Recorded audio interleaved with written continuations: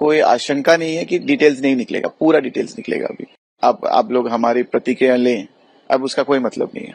Pilot गलती शायद ना के बराबर था। पायलट लोगों ने शायद पूरा प्रोसीजर फॉलो किया है।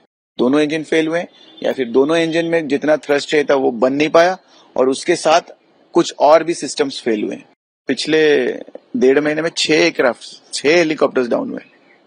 एक्सीडेंट या फिर इंसिडेंट या छोटा मोटा accident. Accident investigation bureau US उन लोगों ने आके भी शुरू कर दिया और 2 ब्लैक बॉक्स मिले हैं, ऐसा चर्चा है।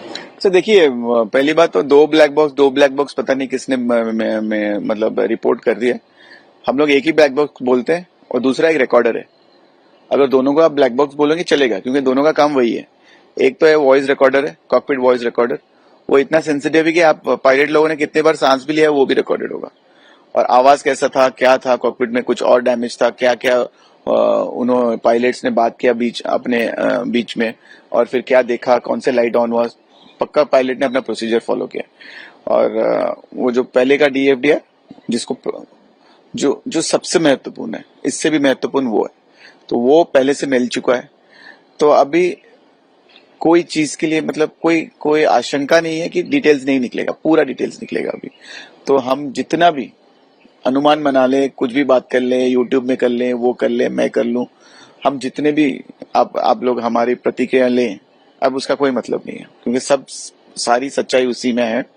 पर हाँ, मैं इतना बोल दूं, दिन ब दिन जो वीडियो पहले दिन से आया था वो ब्लर्ड था। उसमें हम लोग अजम्पशंस लगा रहे थे, कोई जूम करके देखने की कोशिश कर रहा था, वो वीडियो बेसिकली फट रहा था, टाइप्स वो ब्लर्ड हो जाता था, वो दिख नहीं रहा था। अभी धीरे धीरे सब पता चल रहा है। लैंडिंग गियर का भी पोजीशन अभी अब जो एक्सपर्ट्स हैं कल से वो भी देख रहे हैं, हम भी देख रहे हैं, तो अभी समझ में धीरे धीरे से आ रहा है कि पायलट गलती शायद ना के बराबर था। पायलट लोगों ने शायद पूरा प्रोसीजर फॉलो किया है। जो अनुमान अभी नया एविडेंस नया जो निकल के आ रहा है, पायलट का जो गलतियां जो हम सोच रहे थे, जूनियर पायलट, सीनियर पायलट, ये वो शायद कम है, कम प्रोबेबिलिटी में हो गया। अभी सबसे ज्यादा प्रोबेबिलिटी अभी हो रहा है, अनुमान जो हम लगा सकते हैं, शायद दोनों इंजन फेल हुए हैं, जो समझ में आ रहा है फिलहाल। या दोनों इंजन फेल हुए या फिर दोनों इंजन में जितना थ्रस्ट चाहिए था वो बन नहीं पाया और उसके साथ कुछ और भी सिस्टम्स फेल हुए। शायद वो लैंडिंग गियर के फेल हुए या फिर फ्लैप्स के फेल हुए। कोई बोल रहा है फ्लैप्स एक्सटेंडेड थे। जो फोटोज आए डैमेज एयरक्राफ्ट का जो नीचे गिरा पड़ा है, वो बोल रहे हैं उसमें दिख रहा है फ्लैप्स एक्सटेंडेड है, बट वो तो डैमेज विंग है ना। डैमेज विंग में कोई भी पहिया, कोई भी पार्ट टूट के बाहर निकल सकता है, तो हमें क्या पता। सब कुछ सारे रिकॉर्ड, फ्लैप्स का पोजीशन क्या था, किस एंगल में था, लैंडिंग गियर किस एंगल में था, लैंडिंग गियर ऊपर क्यों नहीं गया, किस कारण नहीं गया, कौन से सिस्टम फेल हुआ था, इंजन थ्रस्ट क्यों नहीं मिला, किस हाइट पे नहीं मिला, किस टेम्परेचर में नहीं मिला, या फ्यूल कोई बोल रहा है फ्यूल में कंटामिनेशन था, फ्यूल में कुछ गड़बड़ी था, शायद इसीलिए दोनों इंजन आउट हो गए। तो ऐसे भी अनुमान लगाया जा रहा है। तो वो है नहीं है, सच है, हम चाहे जितना भी बोल लें, क्योंकि हम तो बाहर तो बैठे थे, बस एक छोटा सा वीडियो देख के जो अनुमान लगा रहे हैं, नहीं, जरूरत है नहीं अभी। पक्का डिटेल्स कंफर्म मिलने वाला है कुछ दिनों में। अगर एक प्रिलिमिनरी रिपोर्ट निकाल के लेके आए, जैसे आपने बोला कि AAIB, aircraft accident investigation bureau, वो मुझे लगा था अब तक पहुंच गया होता, या फिर वो 2-3 दिन लिया, क्योंकि जो एक्सपर्ट्स है एक साथ बैठ के वहां मीटिंग करके फिर इंडिया आए होंगे, क्योंकि ये बहुत अहम है, ये लोग बहुत अहम है, वो बहुत अहम है। हम लोग इंटरनेशनल सिविल एविएशन ऑर्गेनाइजेशन का एक मेंबर है, तो हमें नियम मानना पड़ेगा। सारी दुनिया में जो नियम है वो नियम मान रहे हैं। तो जब भी कोई एक्सीडेंट होता है तो AAIB के एक टीम आते ही है, और ये फटाफट भी आ चुके हैं, उनका भी कमेटी फॉर्मेशन हो गया। ये कमेटी का जो इंडिपेंडेंट रिपोर्ट होगा, जो हमारे देश का कमेटी बना है DGCA का, उसके साथ इंटीग्रेट होगा, कंपेयर होगा, बात करेंगे, उनके मीटिंग्स काफी चलेंगे।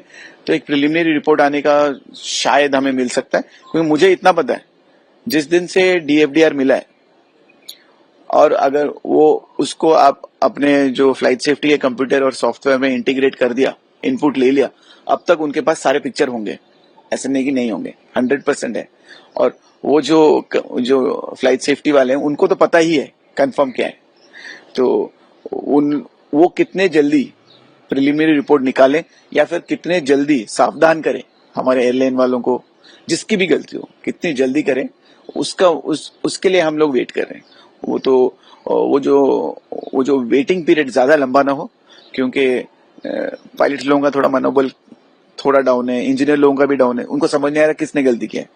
तो इंजन में प्रॉब्लम था, फ्यूल वाले होते हैं वो अलग डिपार्टमेंट है, उनकी गलती था क्या, इंजीनियरिंग का गलती था क्या, पायलट्स लोगों का अभी धीरे धीरे दिख रहा है कि पायलट्स लोगों का शायद गलती था ही नहीं। तो जब वो इतने बुरे हाल में फंसी गए, वो प्रोसीजर फॉलो किए। मुझे इसीलिए पहले दिन से डाउट हो रहा था कि इतने अनुभवी कमांडर सुमित सभरवाल, उनसे गलती होना बहुत बहुत बहुत कम चांसेस है। तो उन्होंने परफेक्ट प्रोसीजर्स फॉलो किए। जितना हम लोग अंदर और देख रहे हैं, जा रहे हैं, मतलब समझ में आ रहा है, वो जो हमें सिखाया गया था, जो बोइंग ने हमें सिखाया था, जो सिमुलेटर में प्रैक्टिस करते थे, या फिर जो कैप्टन सभरवाल जो फॉलो करते हैं स्टैंडर्ड ऑपरेटिंग प्रोसीजर, जो उन्होंने हमें भी सिखाया था, उन्होंने एग्जैक्टली वही फॉलो किया। बहुत कोशिश किया लास्ट मोमेंट तक, और ऐसे प्रोफेशनल पायलट वो लास्ट सेकेंड तक गिव अप नहीं किया, वो चेष्टा में लगे रहे, बट नहीं हो पाया। वो जो भी लक है या भगवान का जो भी उनका जो भी था, भगवान का उस दिन के लिए बुरा टाइम, खराब टाइम, जो भी, बट वे आर इन अ वे धीरे धीरे ऐसे लग रहा है कि पायलट गलती कम है, टेक्निकल प्रॉब्लम, मैकेनिकल प्रॉब्लम होने के ज्यादा चांसेस है। सर yesterday भी एक फ्लाइंग क्लास हुआ था, सारा अच्छा, ये शायद 7th है पिछले 6 हफ्ते में। नहीं, 7 लोग को जान चली गई। पर मैं ये बोलना चाहता हूँ कि पिछले 1.5 महीने में 6 हेलीकॉप्टर्स डाउन हुए, एक्सीडेंट या फिर इंसिडेंट या छोटा मोटा एक्सीडेंट, 6 हो गए। और वही हिमाचल, उत्तराखंड, वही जहाँ पे भी चार धाम या कश्मीर या जहाँ पे बिजनेस टूरिस्ट हैं, चार धाम के रिलीजन, मतलब अपने धर्म के नाम पे जो भी टूरिज्म है, वो तो बार बार हो रहा है। कल सस्पेंड भी हुए हैं कुछ पायलट्स, क्योंकि वेदर ठीक नहीं था, बस जबरदस्ती गए। तो ये सब आप समझ लो, ये कमर्शियल इंटरेस्ट है। ये सही फ्लाइट सेफ्टी और आपकी जान के लिए उनका इतना इंटरेस्ट है ही नहीं। वो कमर्शियल इंटरेस्ट से काम करें, जितना पैसा बन सकता है, वो कंपनी वाले जितना पैसा बना सकते हैं, वो जो फ्लाइट सेफ्टी के जो अपॉइंटेड इंस्पेक्टर होंगे वहां पे, FQI या क्या नाम, पूरा मैं भूल गया हूँ, वो क्वालिटी कंट्रोल जो करते हैं, फ्लाइट को क्वालिटी कंट्रोल इंस्पेक्टर्स, तो वो अपना काम नहीं कर रहे हैं ढंग से। वहां पे जो हेलीपैड्स हैं वो ढंग से मेंटेन नहीं हो रहे हैं, और पायलट्स को भी प्रलोभन दिखाया जाता होगा कि ज्यादा पैसा बनाओ, सीजन टाइम है, छुट्टी टाइम है, चार धाम सब दौड़े हुए आ रहे हैं, सबको चाहिए, तो टिकट प्राइस भी बढ़ा के ज्यादा ड्यूटी कर लो, जो ड्यूटी के जो परमिशन लिमिट है उससे ज्यादा होगा। तो ये आप सीधी बात है, ये सब ग्रीड की वजह से हो रहा है, व्यापार की वजह से हो रहा है। ये जो जाने जा रही है, व्यापार के लिए जा रहा है, वो लोग तो अपना व्यापार कर ही रहे हैं, आपके जान खतरे में डाल रहे हैं। इसका सीधी उत्तर, सीधा उत्तरदायी कौन है? सेंट्रल गवर्नमेंट और उनका civil aviation department, civil aviation minister. आपके जो लोग वहां पे मॉनिटर करना चाहिए था, वो नहीं कर रहे, क्वालिटी मेंटेन नहीं हो रहा। आपको बार बार वो वार्निंग दे रहे हैं। 6 हेलीकॉप्टर डाउन हो चुके हैं पिछले 1.5 महीने में, 6 या 5। अब अभी तक आपने ऐसा कोई कदम नहीं उठाया कि वो बंद हो।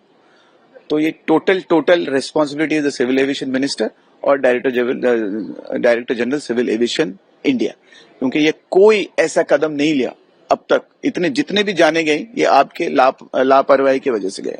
तो आपको बिजनेस करना है या फिर लोगों की जानें बचानी है, आप वो देख लीजिए।